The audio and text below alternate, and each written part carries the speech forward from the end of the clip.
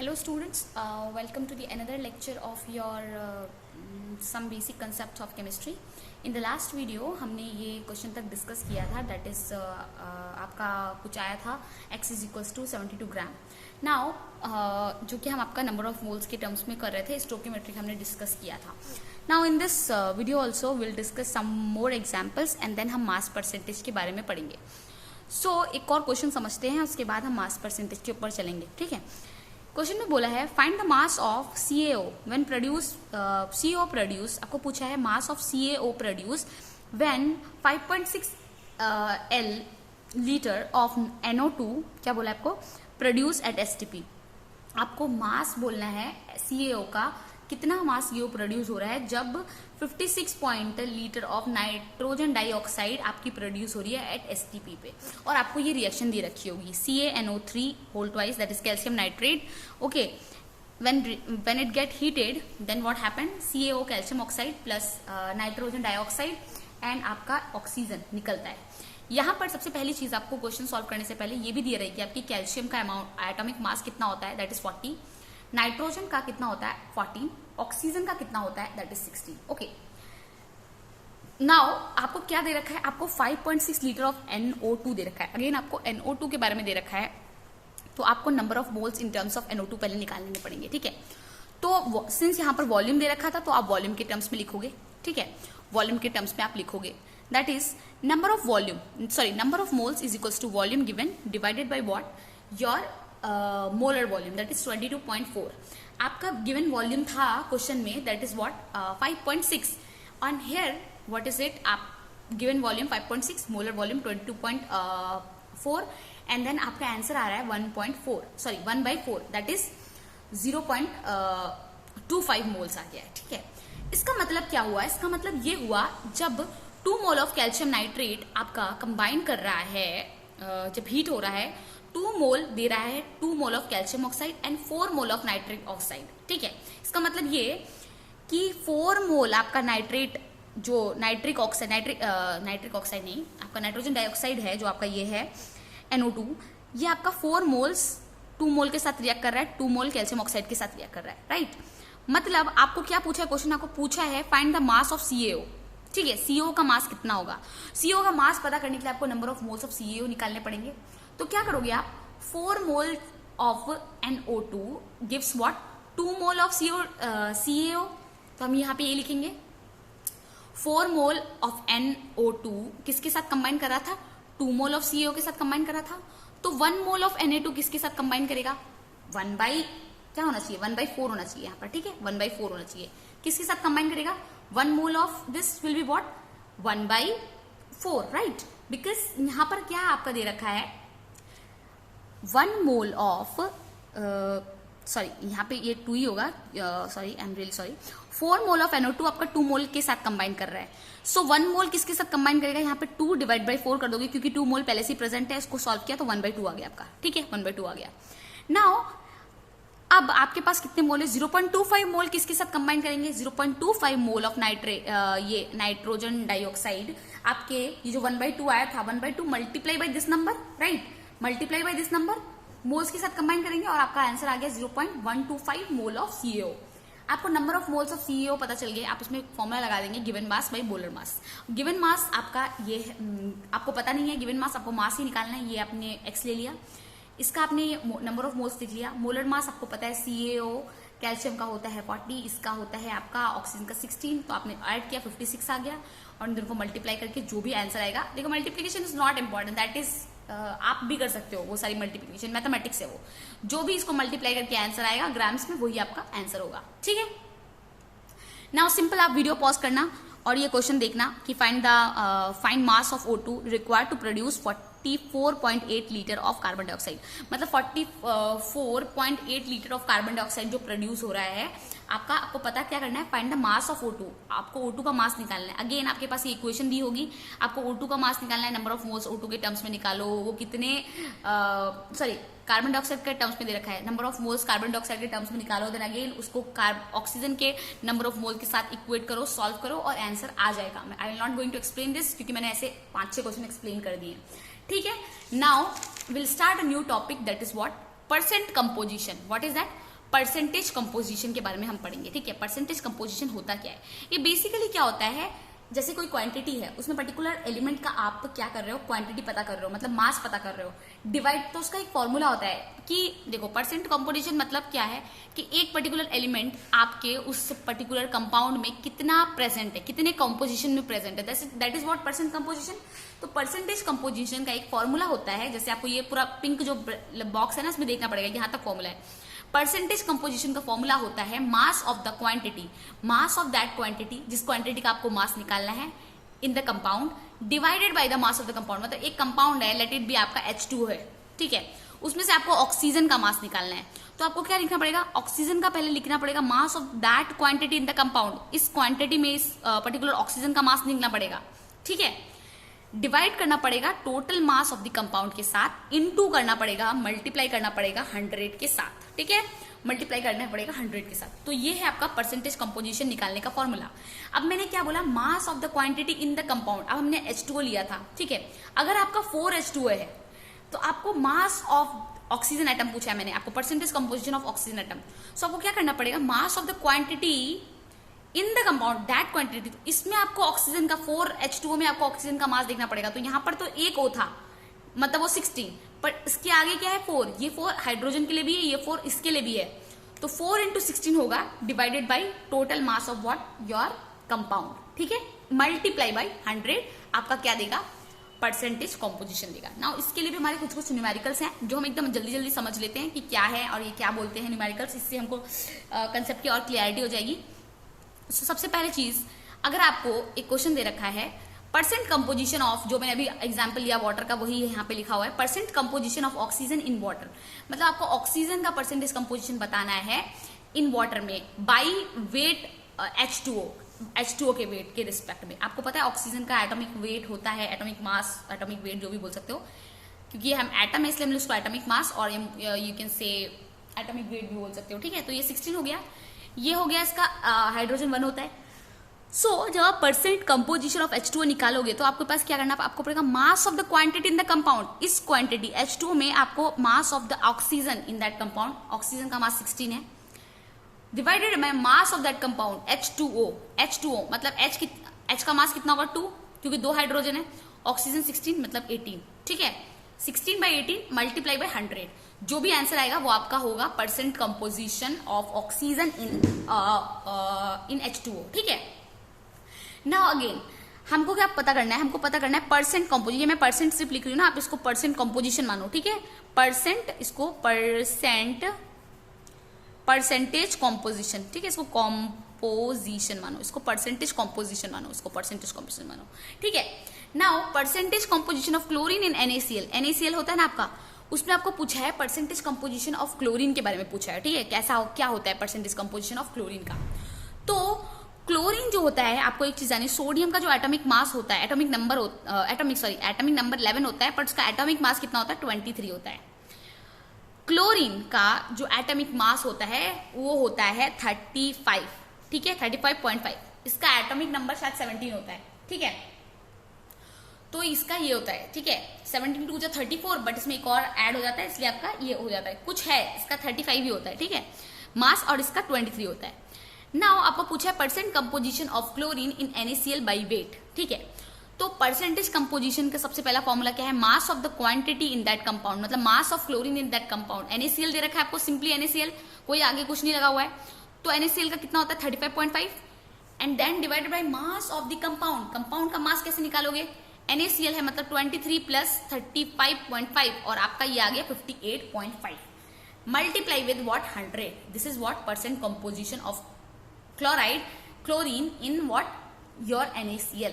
Now one more question will take, और ये सारी चीजें एकदम क्लियर हो जाएंगी, और उसके बाद हम डायरेक्ट दूसरी चीज पे जाएंगे, that is our molecular formula, empirical formula. Now one more question is there, will discuss this also, percent composition of O2 in H2SO4। आपको क्या पूछा है, परसेंट कंपोजिशन ऑफ O2 पूछा है इन H2SO4 में।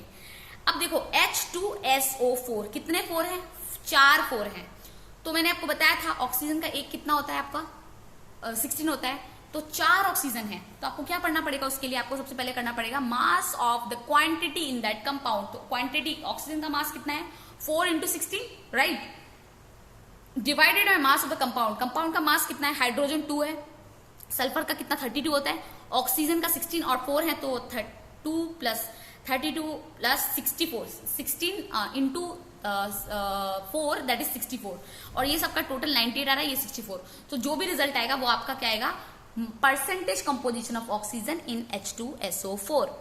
वैसे ही अगर आपको एक और क्वेश्चन दे दिया जाए और पूछा जाए कि आपको इसमें परसेंटेज कंपोजिशन MgSO4.7H2O आपको पूछा है, परसेंटेज कंपोजिशन ऑफ H2O पूछा है अगर आपको, तो क्या करोगे आप, मैंने क्या कहा था, ये 7H2O है, 7 आगे है, सो आपको क्या करना पड़ेगा, आप एक H2O को तो आप लिख दोगे मास of the compound in that, mass of the quantity in that compound, तो आप यहाँ पर 7 है तो आपको मल्टीप्लाई करना पड़ेगा 7 के साथ इसका मास। H2O का मास कितना होता है आपका, 18 होता है, राइट।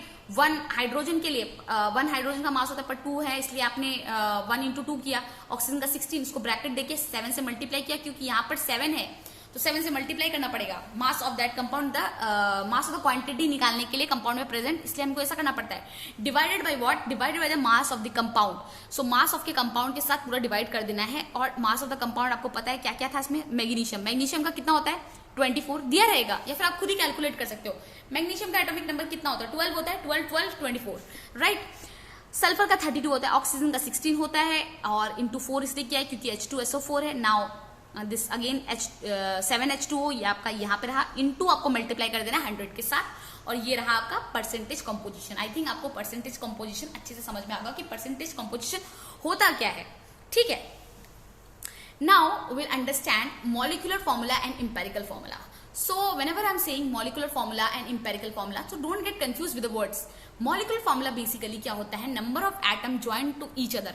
मतलब अगर जैसे फॉर एग्जाम्पल आपका एटम्स है, ऑक्सीजन, कार्बन, ये सारे एटम्स हैं, और जैसे for example carbon and hydrogen ही है, और आपके कितने हाइड्रोजन और कार्बन ज्वाइन है, आपने लिख दिया C2H6 मीन्स 2 कार्बन और 6 हाइड्रोजन है, और ये आपका क्या हो गया, ये हो गया आपका molecular formula.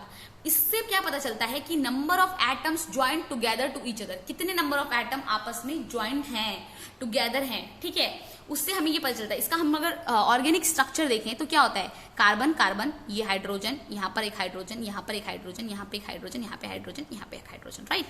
So the number of atoms join together to each other, that is what molecular formula, ठीक है, क्या होता है वो मॉलिक्यूलर फॉर्मूला होता है।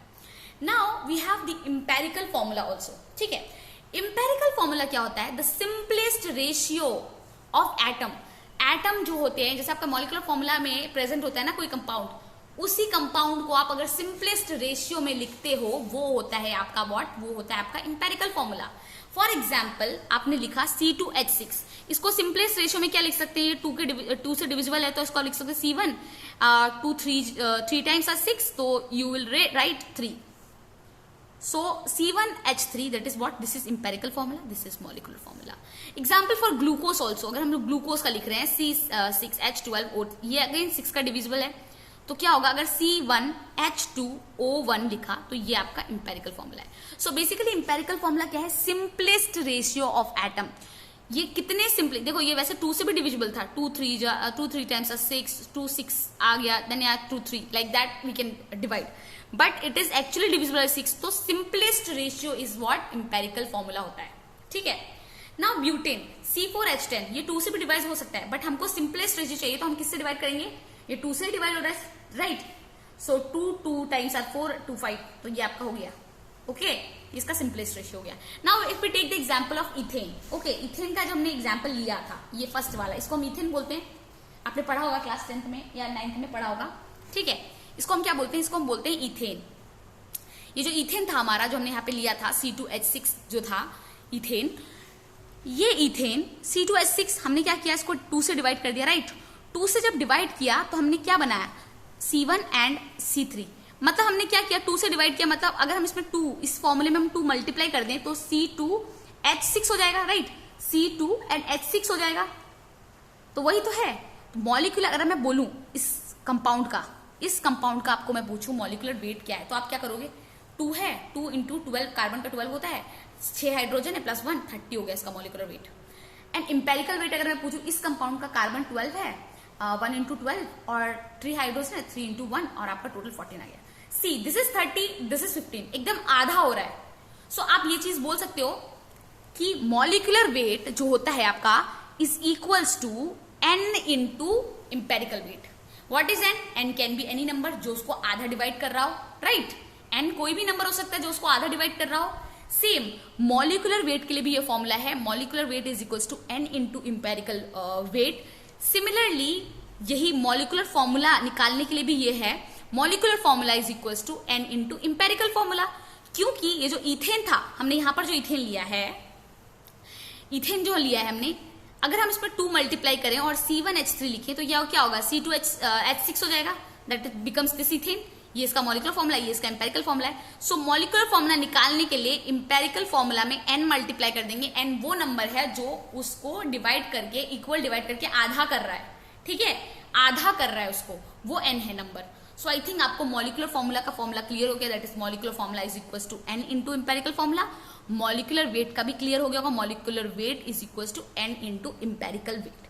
नाउ आपका एक क्वेश्चन दे रखा है ग्लूकोज. ग्लूकोज आपको पता है C6H12O6, राइट?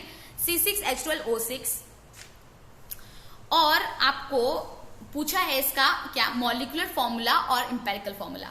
तो आपको पता है C6H12O6, इसका अगर आप मॉलिक्यूलर फॉर्मूला लिखोगे तो this is only molecular formula, यही तो मॉलिक्यूलर फॉर्मूला है. बट यस, अगर मैं बोलूं इसका इंपेरिकल फॉर्मूला है तो आपको इंपेरिकल फॉर्मूला के लिए क्या करना पड़ेगा, इंपेरिकल फॉर्मूला को इसको स्मॉलेस्ट रेशियो में डिवाइड करना पड़ेगा. 6 का मल्टीपल है ये सब, तो 6 क्या करेगा, इसको आधे में डिवाइड कर देगा, मतलब इसको 1 कर देगा, इसको 6, इसको 1 कर देगा. तो C1H2O1 और ये multiply by 6. So this is what, this is your n, this is your empirical formula, right? This is your empirical formula, this is what, this is your n है ये. Now molecular weight, molecular weight अगर मैं बोलूं उसका निकालने के लिए 6 into 12 plus hydrogen 12 है तो 12 इंटू 1 करोगे तो 1 मैंने लिखा नहीं है, 1 अंडरस्टूड है. 6 इंटू 16 होता है इसका वेट, तो हमने इसको सबको ऐड किया, 180 आ गया. Now empirical formula, empirical formula के लिए 12 लिया कार्बन का, हाइड्रोजन का 2 इंटू 1 किया, ऑक्सीजन का 16 और ये 30 हो गया. कितना आया, 30. Now this is 30, this is 180. अगर आप इसमें 30 में 6 मल्टीप्लाई कर देते हो आपका क्या मिलेगा, आपको मिलेगा 180. तो 6 वो नंबर है जो कि इस दो फॉर्मूले को आपस में इक्वली डिवाइड कर दे रहा है, मतलब डिवाइड कर दे रहा है. एक मल्टीपल है जिससे आप जब वो मल्टीपल से अगर आप डिवाइड कर रहे हो बेसिकली मॉलिक्यूलर फॉर्मूला को, तो वो उसको सिंपलेस्ट रेशियो में बना ले रहा है. तो 6 वो नंबर है जो कि पर्टिकुलर मॉलिक्यूलर फॉर्मूले को सिंपलेस्ट फॉर्म में डिवाइड कर ले रहा है, तो वो फैक्टर है 6. Okay, now will take one example और ये चीजें को एकदम क्लियर कर देते हैं हम. ठीक है, अ कंपाउंड हैज मॉलिक्यूलर वेट 90. एक कंपाउंड है जिसका मॉलिक्यूलर वेट हमारा कितना है, 90 दे रखा है. इट्स इंपेरिकल फॉर्मूला, उसका मॉलिक्यूलर वेट दे रखा है. देखिए मॉलिक्यूलर वेट दे रखा है, इंपेरिकल फॉर्मूला CHO दे रखा है. Find its molecular formula. Molecular formula निकालने के लिए बोला है. हमें पता है molecular formula is equals to n into empirical formula, right? Molecular weight हमें दो फॉर्मूला पता है, molecular formula is equals to n into empirical formula, molecular weight is equals to n into empirical weight. यहां पर हमको molecular weight 90 दे रखा है, तो हमें जब मॉलिक्यूलर वेट 90 दे रखा है, इंपेरिकल वेट हमें पता चल जाएगा क्योंकि हमारे पास इंपेरिकल फॉर्मूला दे रखा है CHO. सो CHO दे रखा है, इसमें से हम इंपेरिकल वेट निकाल सकते हैं. दैट इज कार्बन का 12, हाइड्रोजन का 1, ऑक्सीजन का 32. ठीक है, क्योंकि O2 प्रेजेंट, 16, 16, 32, 45 आ गया. आपने इंपेरिकल वेट पता चल गया, आपके पास मॉलिक्यूलर वेट पता है आपको, और आप क्या कर सकते हो, इसमें से n निकाल सकते हो. ये चीज मत देखो, ये कटी हुई है, यहाँ देखो n. So n is equals to what, molecular weight divided by empirical weight हो जाएगा. मॉलिक्यूलर वेट आपका 90 था, इंपेरिकल वेट आपका 45 निकला, दोनों को डिवाइड किया, n की वैल्यू 2 आ गई. क्वेश्चन में क्या पूछा था, एक compound has molecular weight 90 and its empirical formula is CHO2. Find its molecular formula. Molecular formula बहुत इजी है हमारे पास. Molecular formula is equals to n into empirical formula, right? This is n into empirical formula है, और n आपका क्या है, 2 निकला. 2 into empirical formula that is CHO into 2 means C2H2O4. This is already O, right? It should be 4. Okay, it should be 4. यहाँ पे मैंने एक मिस्टेक कर दी है. This should be C2H2 and यहाँ पे ऑलरेडी 2 है, तो ये आपका 4 हो जाएगा. This is what molecular formula. Okay, now I think it is clear. Now one more example is there that we are going to discuss in this video only. That a compound has vapour density 45. क्या बोला है, compound की vapour density 45 है। And empirical formula कितना है, CHO2, same empirical formula पहले वाले question. Find molecular formula बोल रखा है। नाउ आपको एक चीज बता दूं, आपका जो मॉलिक्यूलर वेट होता है, उसका एक फॉर्मूला होता है, आप हमेशा याद रखना। मॉलिक्यूलर वेट का एक फॉर्मूला आता है, दैट इज होता है 2 इंटू वेपर डेंसिटी। क्या होता है, 2 इंटू वेपर डेंसिटी होता है। मॉलिक्यूलर वेट का ये फॉर्मूला होता है 2 इंटू वेपर डेंसिटी। आपको क्या बोल के रखा है, एक कंपाउंड हैज वेपर डेंसिटी 45, एक कंपाउंड की वेपर डेंसिटी 45 है। इंपेरिकल फॉर्मूला दे रखा है आपको, फाइंड मॉलिक्यूलर फॉर्मूला। तो आपको पता है कि molecular weight is equal to 2 into vapour density. तो वेपर डेंसिटी आपकी 45 थी और 2 के साथ मल्टीप्लाई कर दिया। देखो मॉलिक्यूलर वेट का ये फॉर्मूला है, molecular weight is equal to 2 into vapour density 45 है, 2 के साथ मल्टीप्लाई किया, 90 आ गया आपका। ठीक है, आपको मॉलिक्यूलर वेट मिल गया। इंपेरिकल फॉर्मूला गिवन है, इंपेरिकल फॉर्मूला से इंपेरिकल वेट निकल जाएगा। अगेन दिस इज व्हाट, आपका ये फॉर्मूला याद रखिएगा, ये फॉर्मूला बहुत इंपॉर्टेंट है। Molecular weight is equal to 2 into vapour density, और this is what, this is your empirical weight. ये आपका इंपेरिकल वेट है। ये कितना आया था,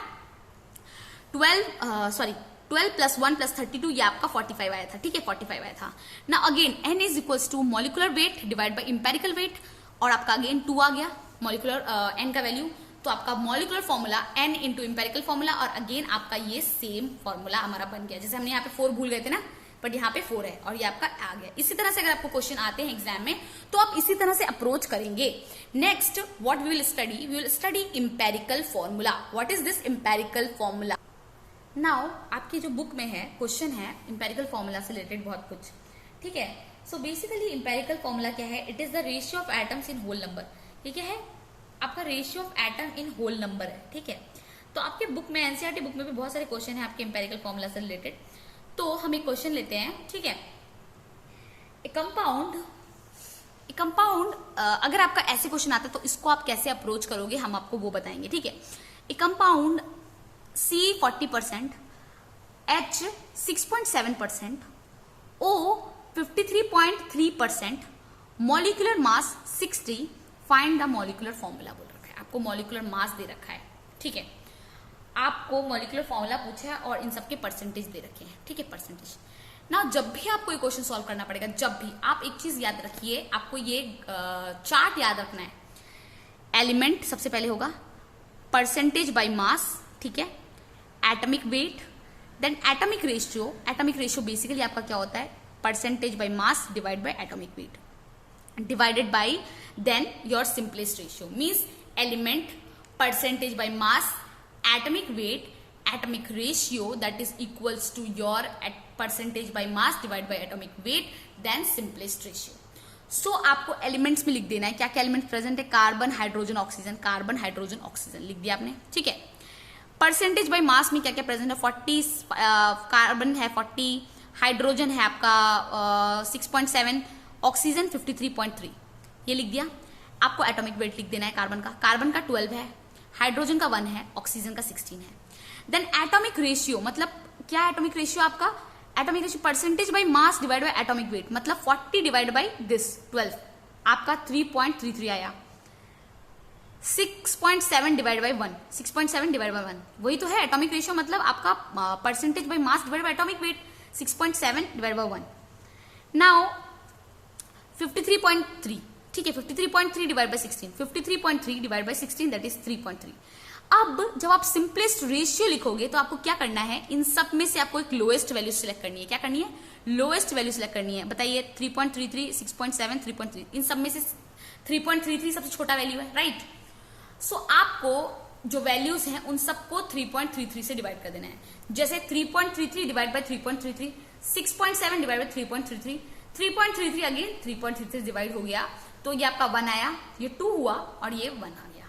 ठीक है, ये 1, 2 एंड 1, ये क्या हो गया आपका, ये आपका इंपेरिकल फॉर्मूला का अमाउंट हो गया। मतलब कार्बन 1, हाइड्रोजन 2, ऑक्सीजन 1।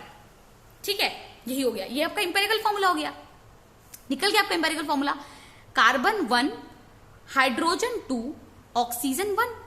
ठीक है, एटॉमिक रेशियो का मतलब बेसिकली आपका नंबर ऑफ मोल्स ही होता है, क्योंकि हमने यहाँ क्या लिखा है, परसेंटेज बाय मास, मतलब ये क्या है, जो आपका मास गिवन है, ठीक है, परसेंटेज बाय मास मतलब mass given in percentage, divide by atomic wait मतलब मोलर मास ओनली। ठीक है, तो ये बेसिकली नंबर ऑफ मोल्स ही है, तो इसमें कंफ्यूज ना हुए, नंबर ऑफ मोल्स ही है। मास गिवन इन परसेंटेज, जो मास गिवन कर रखा है आपका परसेंटेज में, divided by molar mass, that is what your number of moles only. Because number of moles का फॉर्मूला क्या होता है, given mass by molar mass, so mass given in percentage divided by molar mass. Atomic ratio भी यही है, atomic ratio में क्या कर रहे हैं हम, परसेंटेज बाय मास, जो मास दिया था परसेंटेज में हम उसको कर रहे हैं डिवाइड बाय एटॉमिक वेट से कर रहे हैं, तो दोनों नंबर ऑफ मोल्स ही है, इसमें कंफ्यूजन कुछ नहीं आनी चाहिए। ठीक है, so don't get confuse, number of moles atomic ratio जो हम निकाल रहे हैं वो दोनों सेम ही है। Even this percentage by mass, this is what mass given in percentage, right. Now आपका एम्पेरिकल फॉर्मूला क्या हुआ, C1H2O1 आ गया। ठीक है, C1H2O1 आ गया। नाउ आपको क्वेश्चन में पूछा क्या था, आपको क्वेश्चन में पूछा था फाइंड द मॉलिक्यूलर फॉर्मूला। आपके पास एम्पेरिकल फॉर्मूला आ गया, मॉलिक्यूलर फॉर्मूला कैसे निकालोगे, आपके पास मॉलिक्यूलर मास दे रखा है, बट मतलब molecular mass is what, molecular weight दे रखा है, तो आपके पास दो फॉर्मूला है, molecular weight is equals to 2 into empirical weight, molecular mass is equals to, और molecular weight molecular mass molecular formula is equals to 2 into empirical formula. So आपके पास मॉलिक्यूलर मास दे रखा है 60, इसका molecular mass is molecular weight only, तो हम क्या करेंगे, हमारे पास एक फॉर्मूला रहता है, यही जो मैंने अभी बताया, molecular formula is equals to n into empirical formula. Molecular formula तो तभी निकलेगा, हमारे पास एम्पेरिकल फॉर्मूला मिल गया है हमको। ठीक है, एम्पेरिकल फॉर्मूला हमारे पास क्या है, C1H2O1, यही है ना हमारे पास। हमें इसका क्या करना है, हमें n नहीं है हमारे पास, n की वैल्यू पता नहीं है हमें इस फॉर्मूले में लगाने के लिए, जो हमारा मॉलिक्यूलर फॉर्मूला निकल जाए। एम्पेरिकल फॉर्मूला है, बट एम्पेरिकल फॉर्मूला से हम एम्पेरिकल वेट तो निकाल सकते हैं ना, एम्पेरिकल वेट निकालेंगे हम। जब एम्पेरिकल वेट निकालेंगे हम, तो ये होगा 12, कार्बन का 12, हाइड्रोजन का 2, ऑक्सीजन का 16, और इन सब का एड अप करके आपका कितना आ जाएगा, आपका आ जाएगा ये टोटल करके 30 आ जाएगा। क्या आ जाएगा, ये 30 आ जाएगा। ठीक है, जब ये 30 आ जाएगा तो आपके पास एक और फॉर्मूला था, molecular weight is equals to n into empirical weight. इसमें से अगर आपको n निकालना है, n निकालने के लिए आपका क्या है, मॉलिक्यूलर वेट, मतलब आपके पास था ना ये, molecular weight is equals to n into empirical weight, था ना, यही था ना आपके पास। तो आपको अगर n निकालना है तो आप क्या करोगे, n इक्वल्स टू आपका यही molecular weight divided by what, your empirical weight, right. So molecular weight क्या है आपका, मॉलिक्यूलर वेट आपको क्वेश्चन में यहां पर दे रखा है, that is what, molecular mass and molecular weight is same only in chemistry, in physics it will very, वहां पे ग्रेविटी का कॉन्सेप्ट आ जाएगा, केमिस्ट्री में ये सेम ही है आपका। ठीक है, तो ये 60 आ गया, ये 60 आ गया, तो आपने इसको मॉलिक्यूलर वेट को यहाँ पर पुट किया 60, इम्पेरिकल वेट आपने इम्पेरिकल फॉर्मूला से कैलकुलेट कर लिया, वो आपका 30 आया, आपने दोनों को डिवाइड किया और आपके पास 2 आया। नाउ हमारे पास 2 आ चुका है, मतलब हमारे पास n की वैल्यू 2 आ चुकी है, n की वैल्यू हमारी 2 हो गई है, right. Now what we have to do, we have to put this molecular formula is equals to n into आपका एम्पेरिकल फॉर्मूला ये है, इसको 2 से मल्टीप्लाई किया, ये C2H4O2 ये आ गया आपका। ठीक है, ये आपका आ गया मॉलिक्यूलर फॉर्मूला, और आपको क्वेश्चन में मॉलिक्यूलर फॉर्मूला ही निकालने बोला है। तो क्वेश्चन में ऐसे ही ट्विस्ट एंड टर्न्स आते रहेंगे और आपको अच्छे से सॉल्व करना है विदाउट कोई नर्वस होके। सो एक और क्वेश्चन है जिसको मैं बस एक्सप्लेन करूंगी, I want you people to do it, कैसे आपको करना है आपको खुद समझना पड़ेगा, कैसे अप्रोच करना है, कैसे सॉल्व करना है। सो क्वेश्चन में दे रखा है सी का परसेंटेज दिख रहा है, मास परसेंटेज दे रखा है 26.59%, hydrogen 2.22%, oxygen 71.19%, vapour density, again this concept came, vapour density हमने क्या बोला था, molecular weight is equals to 2 into what, देखिए हमने ये बताया था ना, molecular weight is equals to 2 into vapour density. Again आपको क्या दे रखा है, आपको दे रखा है वेपर डेंसिटी, मतलब आपको क्या दे रखा है, आपको दे रखा है मॉलिक्यूलर वेट। ठीक है, मॉलिक्यूलर वेट आपको दे रखा है, एंड मॉलिक्यूलर वेट हमको ये पता है, molecular weight is equal to 2 into density, और आपका ये वेपर डेंसिटी 40 है, तो 2 इंटू वेपर डेंसिटी 40, 90 आ गया मॉलिक्यूलर वेट आपका। फाइंड द मॉलिक्यूलर मास, आपको पूछा है मॉलिक्यूलर मास। अगेन आपको ये चार्ट बना लेना है, एलिमेंट का, परसेंटेज बाय मास का, एटॉमिक वेट का, atomic ratio that is percentage by mass divide by atomic weight, then simplest ratio, जो भी वैल्यू लेस होगी उसको डिवाइड कर दोगे उससे, और आपका सिंपलेस्ट रेशियो निकल आएगा। सब वैल्यू पुट किया आपने, इसका मास का, कार्बन का पुट किया, हाइड्रोजन का पुट किया, क्वेश्चन से पुट किया। ठीक है, मैं कुछ अलग से नहीं करी, क्वेश्चन से पुट किया, एटॉमिक वेट आपको पता है कार्बन का 12 होता है, हाइड्रोजन का 1 होता है, ऑक्सीजन का 16 होता है। इनको डिवाइड किया आपस में और आपका 2.21, 2.22, 4.44। इनमें से सबसे सिंपलेस्ट रेशियो किसका है? 2.21 का, ये सबसे कम है। सो सबको 2.21 से डिवाइड कर दो। सो 2.21, 2.21 ये आपका 1 आ गया, ये तो ऑब्वियसली 1 आ जाएगा। 2.22, 2.21 ये अप्रोक्सीमेटली आपका 1 के पास आएगा, ठीक है, तो 1 आ गया। 4.44 डिवाइड बाय 2.11 ये अप्रोक्सीमेटली 2 के पास आ गया। तो हमको अप्रोक्सीमेटली वैल्यू कंसिडर करनी है, पॉइंट में आएगा उसको नहीं कंसिडर करना है, आपको अप्रोक्सीमेटली पॉइंट से पहले वाली डिजिट को कंसिडर कर लेना है। तो 1, 1, 1, 1, 1, 2 आ गया। सो आपको इससे इंपेरिकल फॉर्मूला मिल गया। इंपेरिकल फॉर्मूला क्या है आपका? C1H1O2, C1H1O2 हो गया, राइट। ये क्या है? और हाँ, एक और चीज है, एक और चीज ये है कि अगर आपकी वैल्यू आपको पॉइंट से पहले लेनी है, अगर आपकी वैल्यू क्या आती है, आपकी वैल्यू पॉइंट में आती है, अगर गलती से आपकी वैल्यू दिस कम्स इन 0.5, अगर 0.5 ऐसे कुछ वैल्यू आती है, देन आपको मल्टीप्लाई करना है 2 से। किससे मल्टीप्लाई करना है? 2 से। अगर आपका 0 से भी कम, देखिए अगर यहाँ पे तो आपका 1 आ गया था, यहाँ पे 1 आ गया था, यहाँ पे 1 आ गया, यहाँ पे 2 आ गया था, मतलब अप्रोक्सीमेटली 2 पॉइंट समथिंग कुछ आया होगा, यहाँ पे 1 पॉइंट समथिंग कुछ आया होगा, ये तो 1 ही आ गया होगा। तो अगर आपकी वैल्यू 0 पॉइंट समथिंग 5 ऐसे कुछ आती है, तो आपको उसको सिंपली मल्टीप्लाई कर देना है, 2 के साथ मल्टीप्लाई करना है, तब आपको उसका रेशियो निकलना है। ये आपको याद रखना है, ये की पॉइंट है। 0.5 आता है तो आपको 2 से मल्टीप्लाई कर देना है। Now molecular formula is equals to n into empirical formula. n की वैल्यू हमको पता नहीं है, हमें पर मॉलिक्यूलर वेट पता है, मॉलिक्यूलर मास पता है ना, वही मॉलिक्यूलर वेट वही है। तो n is equals to molecular weight by empirical weight. Empirical formula से इंपेरिकल वेट पता चल जाएगा, C1H1O2 आपको पता चल जाएगा। और इससे पता चलेगा आपका ये जो इंपेरिकल वेट है, कार्बन का 12 होता है, हाइड्रोजन का 1 होता है, ऑक्सीजन का 16, पर 2 ऑक्सीजन 32, और ये टोटल करोगे तो ये आपका 45 आ जाएगा। मॉलिक्यूलर वेट 90, ये 45 डिवाइड किया तो 2 आया। Molecular formula is equals to n into empirical formula, तो n की वैल्यू 2 इंटू ये आपका C2H2O4 ये आपका इंपेरिकल फॉर्मूला आ गया। So will stop it right here. In the next class we are going to study the concentration term, जो कि बहुत इंपॉर्टेंट है, उसको बहुत अच्छे से देखना है। वंस हमारे कंसंट्रेशन टर्म्स फिनिश हो जाती है तो हमारा बहुत बेसिक बचेगा। मोस्टली ये चैप्टर का पूरा पार्ट हमारा खत्म ही हो जाएगा, कंसंट्रेशन टर्म्स अगर खत्म हो जाएगी, पर अभी भी इस चैप्टर में बहुत कुछ बाकी है। तो आप लोग वीडियोस अच्छे से देखें और अच्छे से पढ़ें। Thank you students, this is for today's class.